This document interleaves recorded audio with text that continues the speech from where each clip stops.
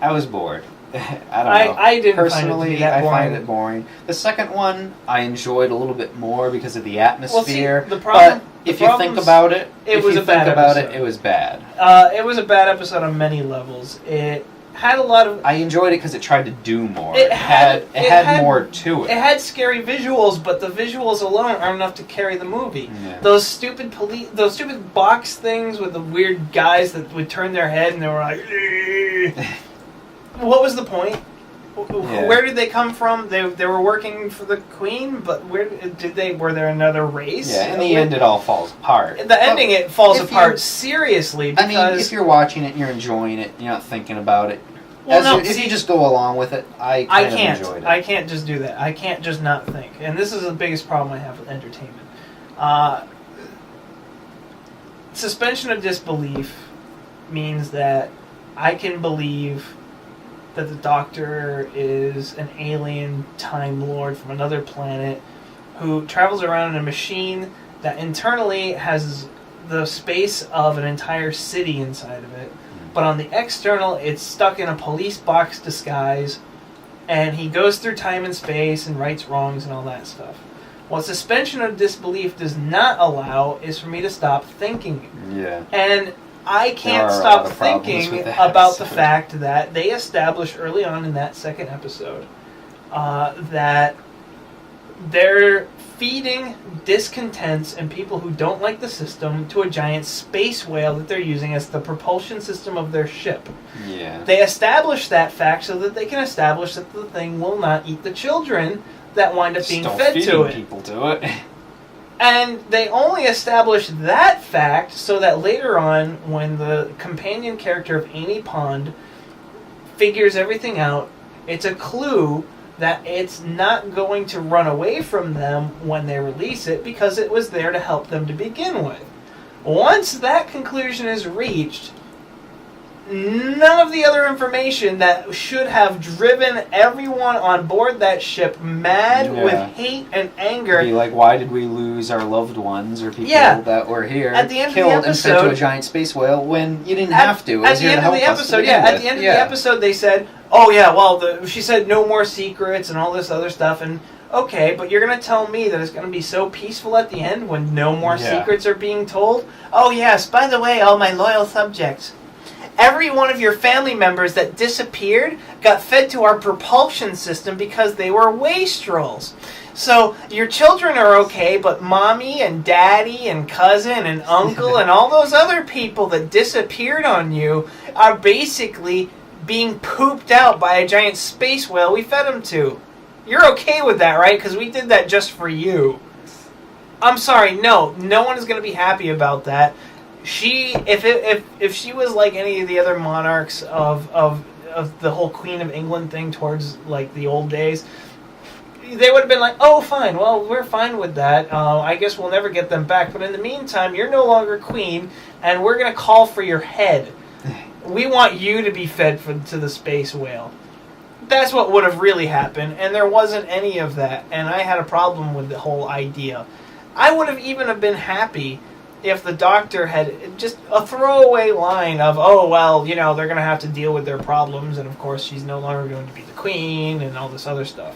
I'm sure the Queen in that would have given her life willingly for what she had done, if the people had called for it. Or at the very least, I would have been so happy with, but Doctor, what about everything that's going to be going on with the people? And he had just said, I'll explain later. I would have been happy with that, because at least I would have gotten a chuckle out of it, because that would have been a reference to the old days when the Doctor kept on saying, I'll explain later. Oh yes, the Daleks, I'll explain later. They never actually explained to the audience. You just take it into account that he explained it to them. I would have been happy with that, but we didn't even get that much out of it. And I hated that. It did not do anything for me. And then there was the fourth episode, which had to do with the angels, I believe. Oh, that was great. The Stone Angels. The Weeping Angel episode. Yeah, I started watching a little bit of it, but I don't know. I just didn't really watch the whole thing. Well, the thing is, just kind of you need to rewatch that. The thing is, you have to remember, if you didn't mind Alien, and everything like that. If you didn't mind Aliens with the whole bug hunt thing and all those I love scenes, those two movies. then you really shouldn't have too much of a reason, because that's basically what they did. They did an Aliens movie with a bunch of alien stone statues. Only I'd have to say that these are probably more dangerous than the alien creatures, just simply because of what they do, what kind of energies they feed off of and stuff like that. Not to mention, you can shoot them all you want.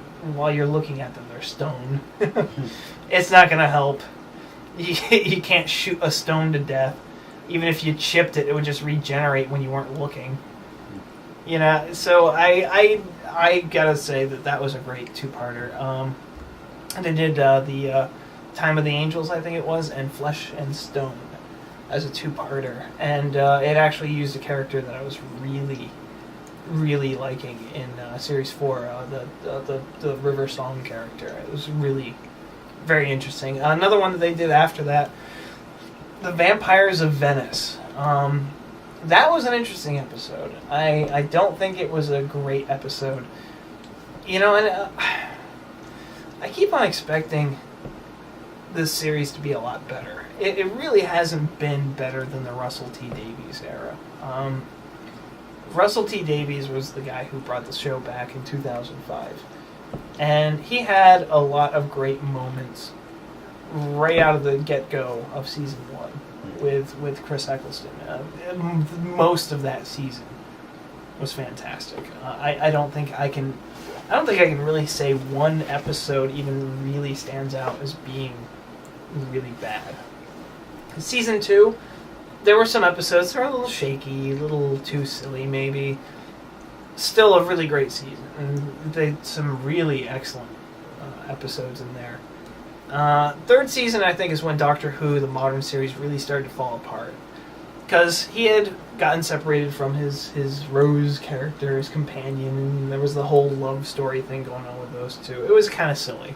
I really had a problem where I was just, it was a nice story, and in the end, they got separated by different universes, and it really should have been left at that. But the next companion he picks up, the Martha Jones character, whole messy love thing all over again, where she just totally is in love with the Doctor, and it's so obviously boring, and she is such a whiny, useless character. Really the whole high point of that was probably the Shakespeare Code blink, stuff like that. They brought back the Master ineffectively. It was horrible and crap. They basically turned him into Jim Carrey as the Master, and it was shit. It was really shit.